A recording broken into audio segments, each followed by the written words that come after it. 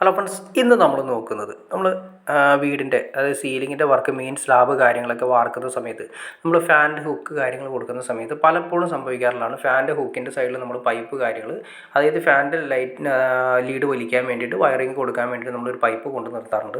ആ പൈപ്പ് പല സമയത്തും ചിലപ്പോൾ കറക്റ്റായിട്ട് നമുക്ക് അവസാനം കിട്ടണമെന്ന് നിർബന്ധമില്ല. അപ്പോൾ അതിന് വേണ്ടിയിട്ട് നമ്മൾ എന്ത് ചെയ്യണം? ഇപ്പോൾ ഫാനിൻ്റെ ഹുക്ക് കിട്ടുന്ന സമയത്ത് നിങ്ങൾ കണ്ടോ, ഈ ഫാനിൻ്റെ പൈപ്പ് താഴെ നമ്മളൊരു എസ്ബെൻറ്റോ കാര്യങ്ങളോ അടിച്ച് ക്ലിയർ ചെയ്തിട്ട് ഹുക്കിന് താഴെ നമ്മൾ കൊണ്ടുവന്ന് നിർത്തിയതിന് ശേഷം അതേ കമ്പിയോട് ചേർന്നിട്ട് ഒരു കമ്പി ഇട്ടിട്ട് അതിൻ്റെ കെട്ട് കമ്പി ഉപയോഗിച്ചിട്ട് നന്നായിട്ട് ടൈറ്റ് ചെയ്ത് കെട്ടണം.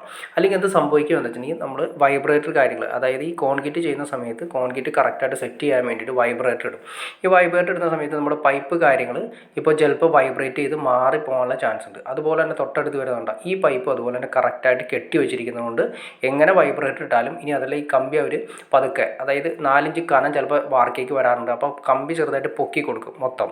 അങ്ങനെ പൊക്കി കൊടുക്കുന്ന സമയത്ത് നമ്മൾ ടൈറ്റ് ചെയ്തിരിക്കുന്ന പൈപ്പ് ചിലപ്പോൾ ഒരു സൈഡിലേക്ക് മാറിപ്പോവുക കാര്യങ്ങളൊന്നുമില്ല. കാരണം അതിൽ തന്നെ നമ്മൾ കെട്ടി ഉറപ്പിച്ചിരിക്കുന്നതുകൊണ്ട് ഹുക്കിനോട് ചേർന്ന് തന്നെ നമ്മൾ ക്ലിയർ ചെയ്ത് കഴിയുമ്പോൾ നമുക്ക് കറക്റ്റായിട്ട് ആ പൈപ്പ് അവിടെ നിന്ന് എടുക്കാൻ കിട്ടും. അപ്പോൾ നമ്മൾ പിന്നെ അതുപോലെ തന്നെ നോക്കി അറിയാൻ പറ്റും. പൈപ്പുകൾ കൊണ്ടുപോകുന്ന സമയത്ത് നമ്മൾ ഈ പൈപ്പ് കൊണ്ടുപോകുന്ന ആ ഏരിയകൾ നോക്കിക്കഴിഞ്ഞാൽ 2 കമ്പികളുടെ നടുക്കിലൂടെയാണ് പൈപ്പുകൾ കൊണ്ടുപോകുന്നത്. മെയിൻ കണ്ടാൽ നിങ്ങൾക്ക് അറിയാൻ പറ്റുമായിരിക്കും. 4 ഇഞ്ച് അല്ലെങ്കിൽ 6 ഇഞ്ച് കനമായിരിക്കും മെയിൻ സ്ലാബ് വരുന്നത്, മെയിൻ വാർക്ക് വരുന്നത്. അപ്പോൾ അതിൻ്റെ സെൻറ്ററിലൂടെ ആയിരിക്കണം നമ്മൾ പൈപ്പ് കൊണ്ടുപോകേണ്ടത്. ഏറ്റവും മുകളിലോ ഏറ്റവും താഴെ വെച്ച് കൊണ്ടുപോകരുത്. ഏറ്റവും താഴെ വെച്ച് കൊണ്ടുപോയി കഴിഞ്ഞാൽ നമ്മൾ നേരത്തെ പറഞ്ഞ പോലെ തന്നെ ആദ്യം ഞാൻ ഈ വീഡിയോ ചെയ്തിട്ടുണ്ട്. അതായത് ഏറ്റവും താഴേക്കൂടെ കൊണ്ടുപോകുന്ന സമയത്ത് ഏറ്റവും താഴെ കമ്പിയുടെ താഴെ വരുന്ന സമയത്ത് അവിടെയായിരിക്കും നമ്മുടെ തേപ്പ് വരുന്നത്.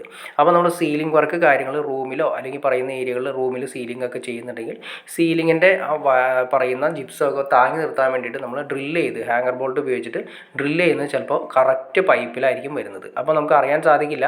വയറ് വലിച്ചിട്ടുണ്ടെങ്കിൽ പോലും നമുക്ക് അറിയാൻ സാധിക്കില്ല. അപ്പോൾ കംപ്ലീറ്റ് ട്രിപ്പ് ആയിക്കൊണ്ടിരിക്കും. എപ്പോഴും നമുക്ക് ട്രിപ്പിംഗ് എഫക്റ്റ് ആയിരിക്കും വീടിൻ്റെ അകത്ത് കാര്യങ്ങൾ അല്ലെങ്കിൽ ബിൽഡിങ്ങിൽ വരുന്നത്. പിന്നീട് നമുക്കത് കണ്ടുപിടിക്കാമെന്ന് പറയുന്നത് ഹൈ റിസ്ക് ആയിരിക്കും. ന്യൂട്രലൊക്കെ ആണെങ്കിൽ ഹൈ റിസ്ക് ആയിരിക്കും കണ്ടുപിടിക്കുക എന്ന് പറയുന്നത്.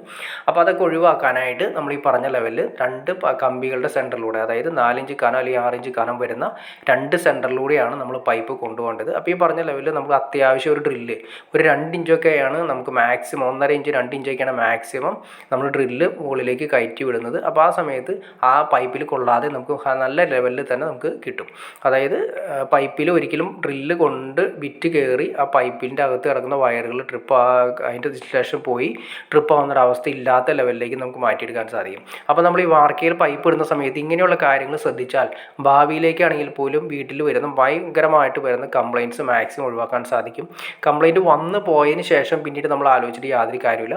ആദ്യമേ തന്നെ ഇങ്ങനെയുള്ള ഐഡിയാസ് കാര്യങ്ങളൊക്കെ ഉപയോഗിച്ചാൽ നീറ്റായിട്ട് എത്ര വർഷം വേണമെങ്കിലും നമുക്ക് യാതൊരു കംപ്ലയിൻറ്റ്സും ഇല്ലാതെ നമ്മുടെ പ്രൊഫഷനെ ബാധിക്കാത്ത രീതിയിൽ, എന്നും നമുക്കൊരു പ്രൊഫഷണൽ ബാധിക്കാത്ത രീതിയിൽ തന്നെ നമുക്ക് നല്ല രീതിയിൽ തന്നെ വയറിങ് കാര്യങ്ങൾ ചെയ്യാൻ സാധിക്കും. അപ്പോൾ നിങ്ങൾക്ക് വീഡിയോ ഇഷ്ടപ്പെടുമെന്ന് വിചാരിക്കുന്നു. ഇനി എന്തെങ്കിലും ഡൗട്ട്സ് കാര്യങ്ങൾ തീർച്ചയായിട്ടും കമൻറ്റ് ചെയ്യാനും മടിക്കരുത്, ഷെയർ ചെയ്യാനും മടിക്കരുത്, ചാനലൊന്ന് സബ്സ്ക്രൈബ് ചെയ്യാനും മടിക്കരുത്. ചാനൽ സബ്സ്ക്രൈബ് ചെയ്താൽ മാത്രമേ നമുക്ക് ഇതുപോലുള്ള ഇൻഫോർമേറ്റീവ് വീഡിയോസ് ചെയ്യാനുള്ളൊരു മോട്ടിവേഷൻ ലഭിക്കുള്ളൂ. അപ്പോൾ തീർച്ചയായിട്ടും ചാനൽ സബ്സ്ക്രൈബ് ചെയ്തേക്കുക, ലൈക്കും കൂടി ചെയ്തേക്കുക. ഓക്കെ ഫ്രണ്ട്സ്, അടുത്ത വീഡിയോയിൽ കാണുന്നവരെ ഓക്കെ.